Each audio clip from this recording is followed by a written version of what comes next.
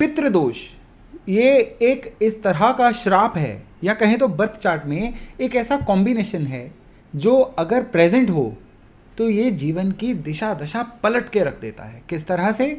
पितृदोष जब कुंडली में एक्टिवेट होता है, पितृदोष जब अपनी प्रबलता पे होता है, कहा जाता है कि 5 सिम्टम होते हैं। इन 5 में से कोई 1 या 2 सिम्टम इंसान को अपनी ज़िंदगी में आते ही आते हैं। इनमें जो सबसे पहला सिम्टम होता है कि या तो कोई परमानेंट सोर्स ऑफ इनकम नहीं बन पाता है, या फिर होता है कि उस इंसान का इनकम तो होती है लेकिन उसका सोर्स धीरे धीरे कम होता चला जाता है, इनकम सूखती चली जाती है, इंसान पैसे के काफ़ी ज़्यादा लेन देन में फंस जाता है, यानी उसका गुजारा होना जो है ना वो मुश्किल हो जाता है, और उसकी वजह से समाज में उसकी प्रतिष्ठा, उसका नाम जो है वो खराब होना शुरू हो जाता है। पितृदोष का दूसरा लक्षण है या तो शादी ही नहीं होती है, या शादी होने के बाद सेपरेशन या तलाक जैसी कुछ ना कुछ ऐसी दिक्कतें आ जाती हैं। इवन बहुत सारे केसेस में देखा गया है, और ये जो है ये पितृदोष का तीसरा लक्षण है कि संतान नहीं होती, या हो के इस दुनिया से चली जाती है, या कुछ इस तरह से संतान को हो जाता है कि वो संतान जो है ना हुए के बराबर होती है। ये पितृदोष की तीसरी निशानी है। चौथी निशानी है कि घर से बीमारी का वास नहीं जाता है। एक मेंबर ठीक होता है, दूसरा बीमार हो जाता है, दूसरा ठीक होता है, तीसरा बीमार हो जाता है, यानी परिवार में दवाइयां जो हैं अपना परमानेंट अड्डा बना लेती हैं।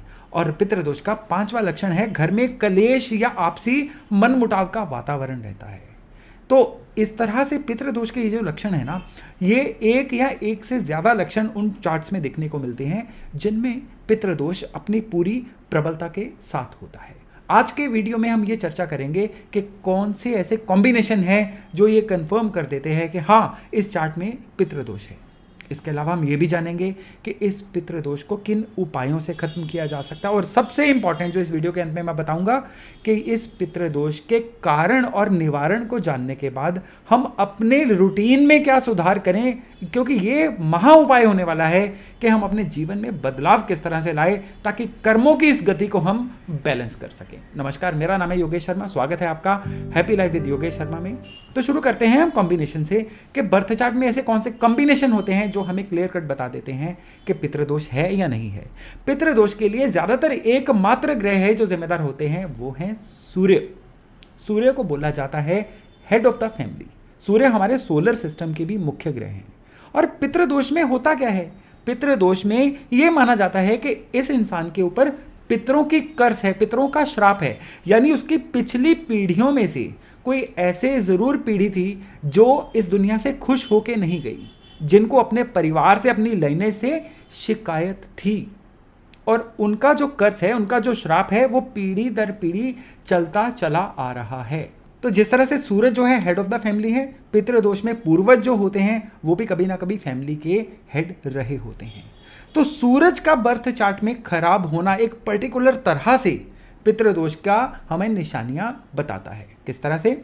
सूरज अगर नीच हो, नीच होना कभी पितृदोष नहीं होता है, लेकिन सूरज के नीच होने के बाद सूरज अगर नोड्स यानी राहु या केतु के क्लोज कंजंक्शन में हो, यानी उनके साथ बैठे हों बर्थ चार्ट में, तो यहाँ पे पितृदोष की संभावना बहुत ज़्यादा बढ़ जाती है।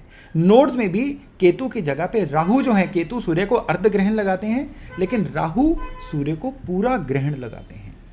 तो अगर बर्थ चार्ट में सूर्य नीच भी हों और सूर्य के साथ राहु भी बैठे हों, फिर तो आप कंफर्म कह दीजिए कि इस चार्ट में पितृदोष है। और जो मैंने इस वीडियो के शुरू में आपको निशानियां बताई हैं, उनमें से कोई 1 या 2 निशानियां, कई बार इससे भी ज़्यादा, उनको फील हो रही होती हैं। बर्थ चार्ट में सूर्य को अगर राहु की दृष्टि मिल रही हो, और उस केस में अगर सूर्य राहु की डिग्रीज भी बराबर हों, फिर तो ये पितृदोष जो है बहुत ही जहरीला, बहुत ही घातक पितृदोष बन जाता है। कई मायनों में देखा गया है कि सूरज का शनि के साथ होना भी पितृदोष का निर्माण करता है। यानी बर्थ चार्ट में अगर सूरज शनि एक साथ हों तो भी इंसान को इस तरह की दिक्कतों का सामना करना पड़ता है। खाली यही कॉम्बिनेशन नहीं, सूर्य जब राहु या शनि के नक्षत्रों में भी हो, राहु के नक्षत्र हैं आद्रा, स्वाति और शतभिषा, और शनि के नक्षत्र हैं पुष्य, अनुराधा और उत्तरभाद्र। इन नक्षत्रों में सूर्य जब भी होंगे बर्थ चार्ट में, और स्पेशली सूर्य जब शाम के समय वाले सूर्य होंगे, यानी 7वें घर में, 6ठे घर में, 4थे घर में, 3रे घर में, इस तरह के घरों में और इन नक्षत्रों में होंगे, तो जो ये पितृदोष है उसके एक्टिवेट होने के, उसके प्रबल होने के आसार जो हैं बहुत ज़्यादा बढ़ जाते हैं। अब ये तो था कि पितृदोष के कॉम्बिनेशन कौन से हैं, लेकिन एक सवाल दिमाग में आता है कि ये कॉम्बिनेशन आखिर हमारे चार्ट में आते ही क्यों हैं। ये आते हैं पिछले जन्मों के संचित कर्मों की वजह से। कोई इंसान जब अपने जाने अनजाने में कुछ उससे इस तरह के कर्म हो जाते हैं जिससे वो अपने एल्डर्स का निरादर करता है, अपनी लाइनेज का, अपनी फैमिली के रिचुअल्स को नहीं मानता है, उनसे हट के चलता है, या उसकी वजह से पूरे परिवार को काफ़ी ट्रबल्स होती हैं, नीचा देखना पड़ता है, तो अगले जन्म में कहा जाता है कि इस पितृदोष का निर्माण होता है। अब इसको सॉल्यूशन देने के 2 ही तरीके हैं। या तो इंसान उस बर्थ चार्ट को डीकोड करके उसके तरीके से बिहेव करे, अपने जीवन में अपनी आदतों को, अपने जीवन में अपने सभी क्रियाकलापों को उसके तरीके से रखे, तो फिर तो पितृदोष इसी जन्म में, बल्कि बहुत जल्द, कुछ महीनों वर्षों में ही सही होता हुआ देखा गया है। लेकिन अगर इंसान इन चीज़ों को भूल के जो कर रहा है उसी को करता रहेगा, तो फिर ये पितृदोष जो है उसको वो डाइल्यूट हो सकता है, उसका प्रभाव थोड़ा उपायों से कम हो सकता है, लेकिन पितृदोष खत्म नहीं होगा, ये फिर अगले जन्म तक भी साथ में चलता है। तो मैं अभी आपको पहले तो बताऊंगा कि पितृदोष अगर हो, ये ट्रबल्स हो, तो उसके उपाय क्या करने चाहिए, और फिर मैं बताऊंगा कि जीवन में सुधार किस तरह से लाने चाहिए ताकि ये पितृदोष जो है ये जल्दी से जल्दी खत्म हो और हम तरक्की रास्ते पर चलें, हम अपने जीवन में पूरे खुशहाली के रास्ते पर चलें। तो उपायों में सबसे पहला उपाय है पितृपक्ष, यानी श्राद्ध में किया जाने वाला उपाय। तो पितृपक्ष यानी जिनको श्राद्ध बोला जाता है, ये आते हैं अश्विन महीने में पूर्णिमा के बाद जो पहला दिन होता है, ये पितृपक्ष का पहला दिन होता है, और ये पखवाड़ा जो है ये अमावस तक चलता है। तो पितृपक्ष के 14 दिन और एक अमावस यानी 15 दिन उपाय क्या करना है, आटे का एक दिया बनाना है देसी घी का, और उसको रात को शिव मंदिर में लेके जाना है, किसी भी सिद्ध प्राचीन शिव मंदिर में लेके जाइए, और तब शिव जी को अपने पितृ मान के अपने पितरों के नाम पे वहां पे दिया जलाइए और पितरों की शांति की प्रार्थना करिए। फॉरगिवनेस की प्रार्थना करनी है। ये फॉरगिवनेस जो है ना, क्षमा प्रार्थना, ये 2 वे होनी चाहिए कि मैंने जिनके प्रति आज तक अपराध किए हैं कृपया वो मुझे क्षमा करें, और जिन्होंने मेरे प्रति अपराध किए हैं मैं उनको भी अनकंडीशनली क्षमा करता हूँ। और इसके साथ साथ पितरों की सदगति की भगवान भोले शंकर से प्रार्थना करनी है और वहाँ से आ जाना है। यहाँ पे एक बात को याद रखिएगा कि इस समय में किसी भी तरह का कोई भी और भगवान से प्रार्थना या मन्नत नहीं करनी है, केवल इस प्रार्थना को, इस रिचुअल को यहीं तक सीमित रखना है। तो ये है पितृदोष को शांत करने का सबसे पहला उपाय। और दूसरा उपाय है हर अमावस पे किया जाने वाला उपाय। अमावस का जो दिन होता है ना, ये माना जाता है कि जिस दिन चंद्रमा नहीं होते हैं और सूर्यास्त के बाद जब सूर्य भी नहीं होते हैं, यानी when there is no sun no moon, उस समय पर पितरों को याद करने का, उनकी शांति की प्रार्थना करने का सबसे बढ़िया दिन होता है। तो क्या किया जाना चाहिए, अमावस वाले दिन शाम को, जो मैंने अभी पूरे पितृपक्ष में करने वाला रिचुअल बताया था, शिव मंदिर में दिया जलाने वाला, इसको आगे हर अमावस पे कंटिन्यू करिए, यानी पूरी श्रद्धा से हर अमावस को शिव मंदिर में एक दिया जला के आइए देसी घी का, और पितरों की शांति की प्रार्थना करिए। इसके अलावा एक और खास बात करनी है उस दिन, और ये जो खास बात है ये लाल किताब का उपाय है। इससे पिछले मैंने पूरे वैदिक एस्ट्रोलॉजी के उपाय आपको बताए थे, अब वाला जो उपाय है ये लाल किताब का उपाय है कि परिवार के सभी मेंबरों से आप बराबर मात्रा में पैसे लीजिए। अगर सभी अर्निंग नहीं है तो कोई बात नहीं है, कोई एक करेंसी नोट 100 रुपये, 500 रुपये, 2000 रुपये, कोई करेंसी नोट को सभी मेंबर्स के हाथ लगवा के, क्योंकि मेन बात होती है अपनी इंटेंशन उस नोट को देने की, तो सभी के हाथ लगवा के उसको किसी या तो ज़रूरतमंद को दे दीजिए, किसी की दवा का अरेंजमेंट कर दीजिए, किसी ज़रूरतमंद के घर में राशन भिजवा दीजिए उस पैसे से, यानी किसी का पितरों के नाम पे भला कर दीजिए अमावस वाले दिन। तो बिलीव करिए कुछ एक अमावस के बाद ही आपको अपनी सभी जो समस्याएं आपको पितृदोष के कारण आ रही हैं उनका सोल्यूशन नजर आना शुरू हो जाएगा। दोस्तों देखिए, सबसे ज़रूरी बात है कि उपायों से कभी कृपा हवा से उड़ के नहीं आएगी। उपायों से क्या होगा, आपको वो इंसान नजर आने शुरू हो जाएंगे जो आपको हल दे सकते हैं, आपको वो चीज़ें सूझनी शुरू हो जाएंगी जो आपको सोल्यूशन देती हैं। ज़रूरत है केवल और केवल समय की नब्ज पहचानने का और सही समय पे सही उपाय करने का। अब वीडियो के अंत में मैं ये चर्चा करना चाहता हूँ कि पितृदोष हो तो अपने जीवन में परिवर्तन क्या लेके आने चाहिए। पितृदोष दरअसल आपके जन्म कुंडली के थ्रू आपको इशारा कर रहा है कि एक बिल्कुल डिफरेंट तरीका है जिससे आपको चलना होगा।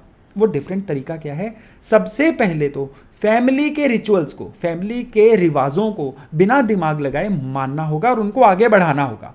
यानी जो भी आपके परिवार में जैसे भी रीति रिवाज चलते आ रहे हैं, उनमें अपनी कोई सोच ऐड मत करिए, क्योंकि ये जो रीति रिवाज है ना, ये आपके पूर्वजों ने पीढ़ी दर पीढ़ी बहुत ज़्यादा सोचकर बनाए हैं। ना जाने उन्होंने कौन से ऐसे परहेज किए, न जाने उन्होंने कौन से ऐसे त्याग किए कि आज उनकी पीढ़ी के रूप में आप यहाँ खड़े हैं और उनको याद कर रहे हैं।